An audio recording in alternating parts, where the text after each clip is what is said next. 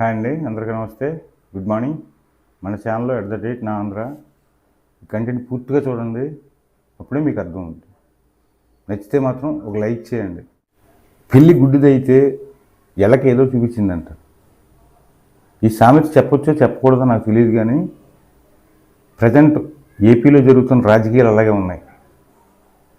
ఇంతగా కఠినమైన మాటలు మాట్లాడానంటే,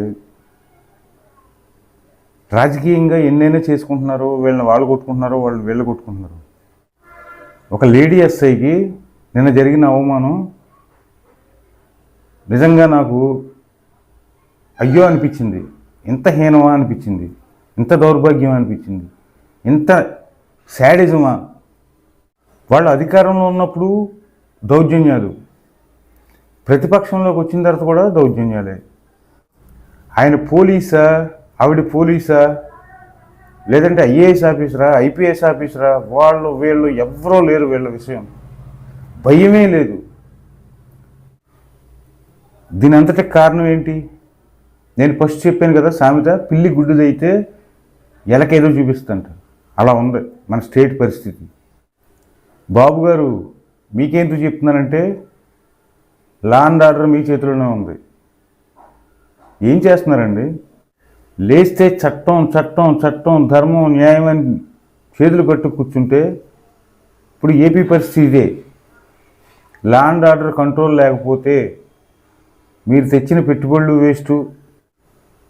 మీరు కడుతున్న అమరావతి కానీ, పోలవరం కానీ, ఇంకా మిగిలిన ప్రాజెక్టులు కడుతున్నారు కదా, ఇవన్నీ waste. First law and order. ఈ ప్రాజెక్టులన్నీ మీరు ఎన్ని రకాలు తిరిగి, మీరు లోకేష్, పవన్ కళ్యాణ్ గారు ఎన్ని రకాలు తిరిగి ఎంత మంచి చేద్దారనుకున్నా రాక్షసుడికి రాక్షసుడిలాగానే ప్రవర్తించాలి. ఏపీలో మరీ ముఖ్యంగా రాక్షస సంఖ్య ఎక్కువైపోయింది. ఆ సంఖ్యను తగ్గించాలి. అట్లీస్ట్ తగ్గించండి, రూపుమాపలేరు మీరు ఎలాగా. ఈ సంఖ్యను తగ్గించకపోతే ఇవాళ ఒక లేడీ ఎస్ఐకి అయింది, రేపొద్దున్న లేడీ ఐపీఎస్కి అవుద్ది, లేదంటే లేడీ కలెక్టర్గా అవుద్ది. చూస్తూ ఊరుకోవద్దు, క్షమించొద్దు. ఇలాంటి వాళ్ళ విషయంలో దయ, దాక్షిణ్యం, చట్టం, ధర్మం అంటే కుదరదు. ఈ లా అండ్ ఆర్డర్ విషయంలో ఎంత దారుణంగా ఉండాలంటే, ఒక లేడీ ఆఫీసర్ని టచ్ చేస్తే ఎంత భయంకరంగా ఉంటుందో ఖచ్చితంగా చూపించాలి. ఏదో ఆవేశంతో చెప్తున్న మాటలు కాదు, బాగా ఆలోచించి చెప్తున్నాను. ఒక లేడీ ఆఫీసర్కి భరోసా లేకపోయి రాష్ట్రంలో ఉద్యోగాలు ఎవరండి చేసేది? ఏంటి సార్ ఇది law and order? Pawan Kalyan గారు లా అండ్ ఆర్డర్ లేదు, లా అండ్ ఆర్డర్ లేదంటే నేను ఏదో అనుకునేవాడిని. ఈరోజు అర్థమైంది నాకు ఆయన ఎంత ఆలోచించి అన్నాడో. తప్పు సార్, చాలా సీరియస్ ఇష్యూలు ఇవి. లా అండ్ ఆర్డర్ లేకపోతే ఏపీ డెవలప్ అవ్వదు. మీరు ఎన్ని పరిశ్రమలు తెచ్చినా సరే ఉపయోగం ఉండదు, నో యూజ్. ఈ లా అండ్ ఆర్డర్ విషయంలో మీరు వాళ్ళని అరెస్ట్ చేయండి, వీళ్ళని అరెస్ట్ చేయండి అని చెప్పను. కథ తప్పు చేస్తే ఉచ్చ పోసేయాలి, అలా చేయాలి. చేస్తేనే స్టేట్ నెంబర్ 1 అన్న మీ కళ నెరవేరుతుంది. దయచేసి అర్థం చేసుకోండి. అయ్యా జగన్మోహన్ రెడ్డి, నిన్న శ్రీకాకుళం వెళ్ళావు. ఫస్ట్ నువ్వు కలవాల్సింది ఎవరిని? బాధిత కుటుంబాన్ని కదా. ఇదేమి రాజకీయం అయ్యా? ఇదేం కొత్త భాష్యం చెప్తున్నాను నువ్వు రాజకీయాలకు. కానీ ఒక నాయకుడు ఎలా చేయాలో, నాయకుడు ఎలా చేయకూడదు, రెండూ నీ దగ్గర కేస్ స్టడీ తీసుకోవచ్చు. నిజంగా నాయకుడు అయితే నువ్వు కూర్చుని సెటిల్మెంట్ చేయాలి.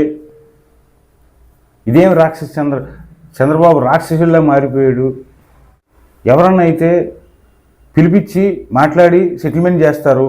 చంద్రబాబు రాక్షసుల్లా తయారయ్యాడు అని చెప్పి వేస్ట్ మాటలన్నీ మాట్లాడుతున్నాం. ఇవెందుకు చేయలేదు? మీ నాయకుడే కదా, మీ లీడర్ కదా, మీ ఎమ్మెల్యే కదా, మీ మాజీ. ఘటన జరిగిన వెంటనే నువ్వు ఎందుకు పిలిపించాడు ఇద్దరిని? సెటిల్మెంట్ నువ్వు చేయలేకపోయావు. వాళ్ళు కాన్ఫరెన్సేషన్ ఎందుకు ఇప్పించలేకపోయావు?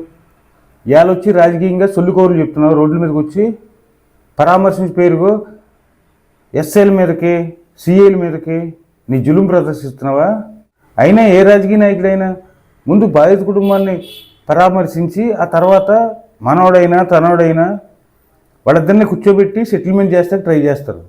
నువ్వేంది వన్ సైడ్ అయిపోతావు, బాధితులనేమో పక్కన దోసి పడదొప్పుతావు, యాక్సిడెంట్ చేసిన వాళ్ళేమో వెనకేసుకొస్తావు. ఏందయ్య నీ పద్ధతి? 45 ఏళ్ళకి వయసు అయిపోయిందా కుర్రోడికి? 45 ఏళ్ళకి వయసు అయిపోయిందని చెప్తా ఉన్నావు నిన్న మీటింగ్లో, పబ్లిక్ మీటింగ్లో.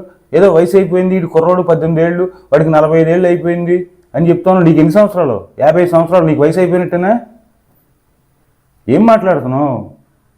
తప్పు కదా